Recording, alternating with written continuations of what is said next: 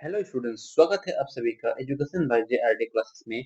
मैं ऋतिक आप सभी के लिए लाया हूँ। आज का जो हम लोग का क्लास होने वाला है, ये सभी एग्जाम के लिए महत्वपूर्ण होने वाले हैं। अगर आप किसी भी एग्जाम दे रहा हो, डिफेंस हो, रेलवे हो, सभी के लिए हिस्ट्री का जो एक चैप्टर करने वाला हूँ मैं, वैदिक संस्कृति, जो हम लोग लुसेंट में पढ़ते आए हुए हैं, उसी के आधार पर हम लोग आज करने वाले हैं। तो हम लोग का ये जो क्लास चलने वाला है 3 चरण में होगा, जिसमें टोटल 100 से ज्यादा अधिक प्रश्न हम लोग का है। तो हम लोग इस क्लास में आज 30 प्रश्न देखने वाले हैं। तो चलो हम लोग शुरू करते हैं दोस्तों। तो देखो भाई, पहला प्रश्न की तरफ चलते हैं, ठीक है ना। देखो पहला प्रश्न क्या है, पूर्व वैदिक या ऋग वैदिक संस्कृति का काल किसे माना जाता है। मतलब बोल रहा है, जब वैदिक काल संस्कृति था तो पूर्व और ऋग वैदिक, तो उसका कालखंड क्या माना जाता है मेरा भाई। तो ऑप्शन है 1500 ईसा पूर्व से 1000 ईसा पूर्व, 1000 ईसा पूर्व से 600 ईसा पूर्व, 600 ईसा पूर्व से 700 ईसा पूर्व, या 1200 ईसा पूर्व से 900 ईसा पूर्व। तो मेरा भाई, इसका जो सही आंसर होगा क्या होने वाला है। तो इसका जो सही आंसर होगा ऑप्शन नंबर 1। तो आप लोग ऑप्शन नंबर 1 को लॉक कीजिए। चलो चलते हैं अभी हम लोग दूसरा प्रश्न की तरफ।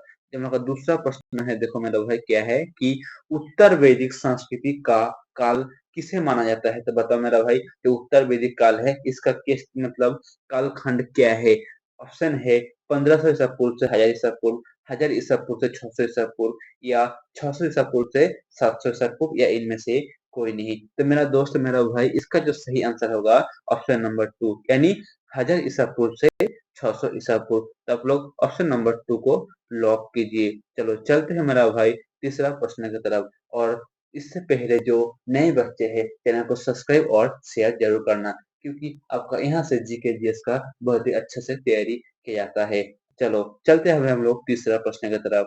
तीसरा प्रश्न देखो मेरा भाई क्या है, आर्य शब्द का शाब्दिक अर्थ है। तो मेरा दोस्त बताओ, आर्य शब्द का शाब्दिक अर्थ क्या है। वीर या उद्धा, श्रेष्ठ या कुलीन, यज्ञकर्ता या पुरोहित, या विद्वान। तो इसका जो सही आंसर होगा क्या होगा मेरा भाई, इसका सही आंसर होगा ऑप्शन नंबर 2, श्रेष्ठ या कुलीन। तो आप लोग श्रेष्ठ या कुलीन को लॉक कीजिए मेरा दोस्त। क्या होगा, option number 2 is the right answer. चलो चलते हैं अभी हम लोग चौथा प्रश्न की तरफ। इस चौथा प्रश्न हम लोग का है, देखो क्या है, प्रारंभिक आर्यों के बारे में निम्न कथनों में से कौन सा कथन सही नहीं है।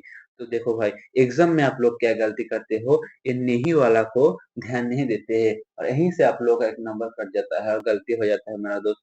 तो देखो, इसको अच्छे से पढ़ना है, क्वेश्चन को फिर समझना है, फिर आप लोगों को आंसर करना है मेरा भाई। तो देखो ये क्या है, वे सांस्कृतिक बोलने वाले थे। जी हाँ, वो लोग सांस्कृतिक बोलते थे। वे घुड़सवारी किया करते थे। जी हाँ, वो लोग घुड़सवारी करते थे। वे कई झंडों में भारत पहुंचे। हाँ, ये भी ठीक है।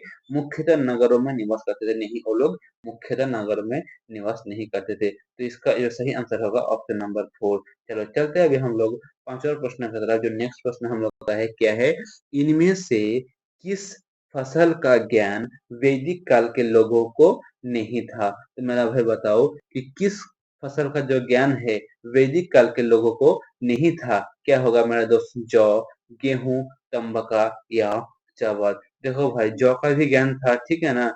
जौ का भी था, गेहूं का भी था, चावल का भी था, लेकिन जो तंबाकू है, इसका ज्ञान नहीं था। ठीक है मेरा दोस्त, इसका सही आंसर क्या होगा, सही आंसर हो जाएगा ऑप्शन नंबर 3। तो चलो चलते हैं अभी हम लोग नेक्स्ट प्रश्न की तरफ। नेक्स्ट प्रश्न जो हम लोग का है क्या है, उत्तर वैदिक काल के वेद विरोधी और ब्राह्मण विरोधी धार्मिक अध्यापकों को किस नाम से जाना जाता है। यजमान, श्रमण, दोनों, या इनमें से कोई नहीं। तो इसका जो सही आंसर होगा क्या होगा मेरा भाई, ऑप्शन नंबर 2, यानी श्रमण। तो ऑप्शन नंबर 2 को आप लोग लॉक कीजिए। चलो चलते हैं अभी हम लोग नेक्स्ट प्रश्न की तरफ। नेक्स्ट प्रश्न जो हम लोग का सातवां प्रश्न क्या है, वैदिक गणित का महत्वपूर्ण अंग है। तो मेरा भाई बताओ, वैदिक गणित का महत्वपूर्ण अंग क्या है। शतपथ ब्राह्मण, अथर्ववेद, शुल्ब सूत्र, या इनमें से कोई नहीं। तो मेरा भाई, इसका जो सही आंसर होगा वैदिक गणित का महत्वपूर्ण अंग क्या है, तो वो हो जाएगा मेरा भाई शुल्ब सूत्र, यानी option number 3 is the right answer. चलो चलते हैं अभी हम लोग नेक्स्ट प्रश्न की तरफ।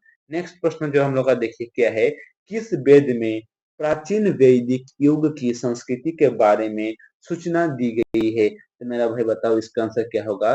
किस वेद में प्राचीन वैदिक युग की संस्कृति के बारे में सूचना दी गई है? तो होगा ऋग्वेद, अयोवेद, अथर्ववेद या सामवेद। तो इसका जो सही आंसर क्या होगा मेरे दोस्तों बताओ आप सभी। आठवां का जो सही सवाल होगा ऑप्शन नंबर 1 यानी ऋग्वेद। आप लोग ऑप्शन नंबर 1 को लॉक कीजिए।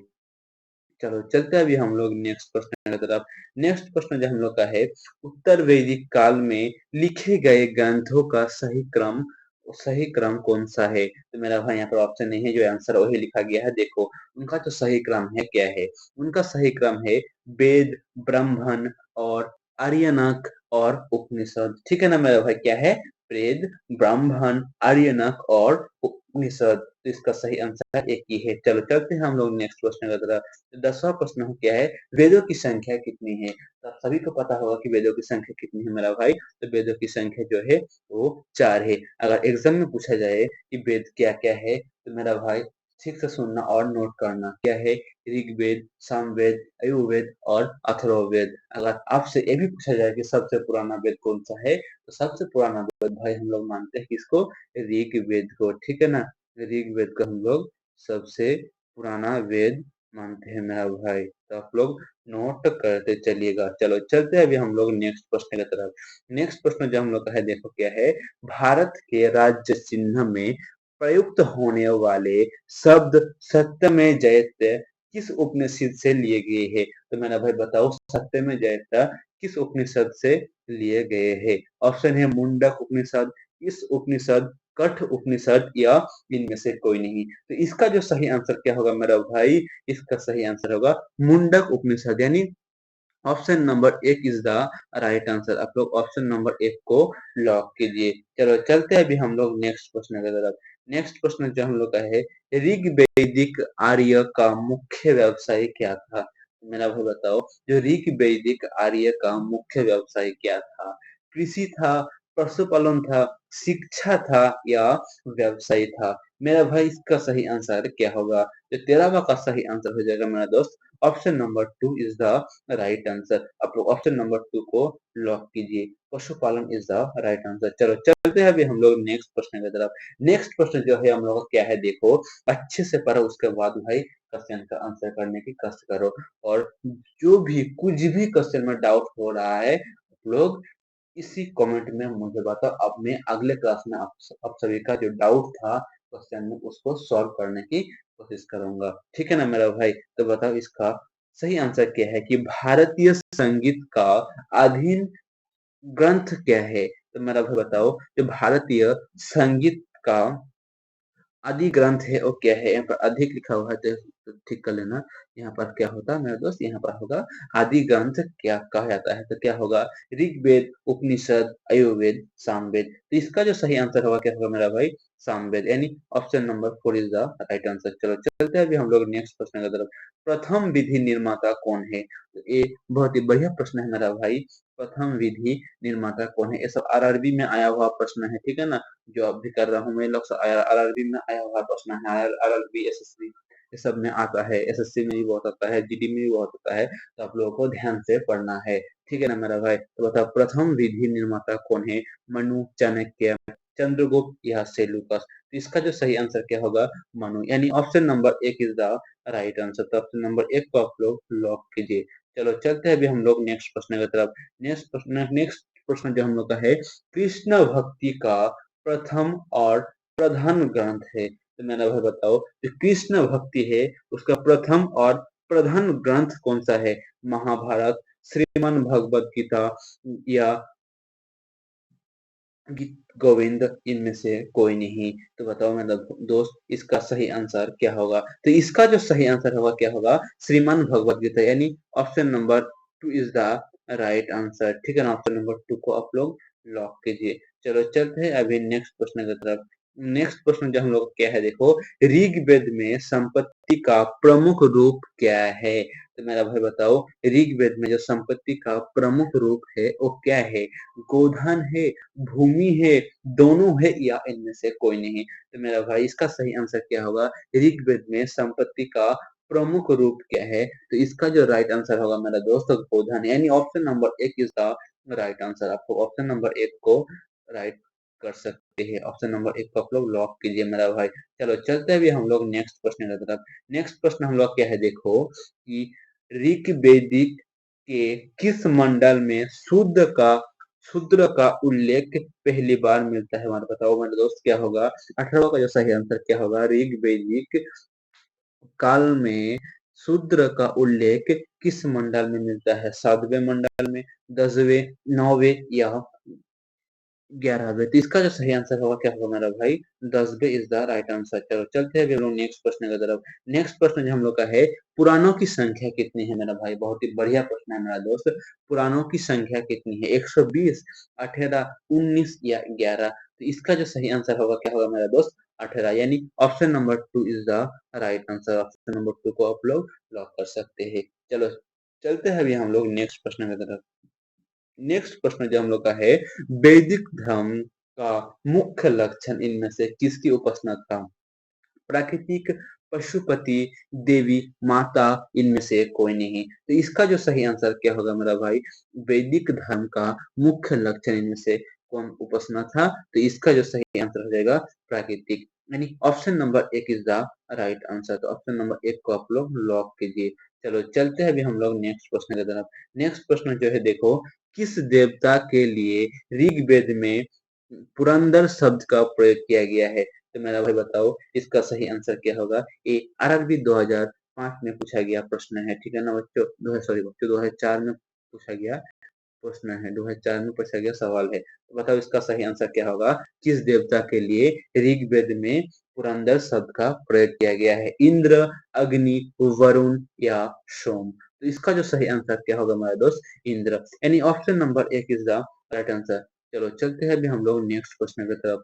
नेक्स्ट प्रश्न हम लोग का है, शुल्ब सूत्र किस विषय से संबंधित पुस्तक है?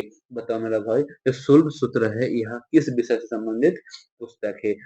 ज्यामिति या ज्योतिष, खगोल, गणित? तो इसका जो सही आंसर होगा ज्यामिति, यानी ऑप्शन नंबर एक is the right answer. Shulba सूत्र किस विषय से संबंधित है? तो ज्यामिति से है। तो बच्चों मैं कोशिश करता हूँ कि आप लोगों को क्लास में ही याद हो जाए, इसीलिए एक प्रश्न को बार बार दोहराता हूँ, ठीक है ना? तो आप लोग ध्यान से पढ़िएगा ताकि आप लोगों का इसी क्लास में ही आधा आधा याद हो जाए। बाद में आप लोग एक बार 2 के स्पीड से रिवीजन कर लेना, ठीक है ना मेरा भाई? तो बताओ इसका आंसर क्या होगा? आर्य भारत में बाहर से आए और सर्वप्रथम बसे थे। तो कहाँ बसे थे मेरा भाई? जो आर्य थे लोग तो बाहर से आए थे, सर्वप्रथम कहाँ से बसे थे? पंजाब में, पंचाल में, प्रयागराज में या इनमें से कोई नहीं? तो इसका जो सही आंसर होगा पंजाब में, यानी ऑप्शन नंबर एक इज द राइट आंसर। चलो चलते हैं अभी हम लोग नेक्स्ट प्रश्न की तरफ। नेक्स्ट प्रश्न जो हम लोग का देखो क्या है 26वां, वेदों को अपरुष ये क्यों कहा जाता है? वेदों को अपरुष क्यों कहा जाता है मेरा भाई? क्योंकि वेदों की रचना देवताओं द्वारा की गई है, क्योंकि वेदों की रचना पुरुषों द्वारा की गई है, क्योंकि वेदों की रचना ऋषियों द्वारा की गई है मेरा भाई। तो इसका जो सही आंसर क्या होगा? ऑप्शन नंबर एक, क्योंकि वेदों की रचना देवताओं द्वारा की गई है। ऑप्शन नंबर एक इज द राइट आंसर। तो बच्चा हम लोग का इस क्लास में 26वां प्रश्न था। तो आप लोग बताना कि इन 26 में से आपका कितना सही आंसर हुआ, ठीक है ना? और इसका जो पार्ट 2, 3 वो कल आने वाला है, ठीक है ना? तो आप लोग जो नए बच्चे हैं चैनल को सब्सक्राइब जरूर करना, ठीक है ना? और ज्यादा शेयर जरूर करना ताकि मेरा भी हौसला बना रहे। तो चलो भाई मिलते हैं अगले क्लास में, तब तक के लिए हंसते रहिए, मुस्कुराते रहिए, अपना अपना ख्याल रखते रहिए। मिलते हैं अगले क्लास में। जय हिंद, जय भारत, वंदे मातरम।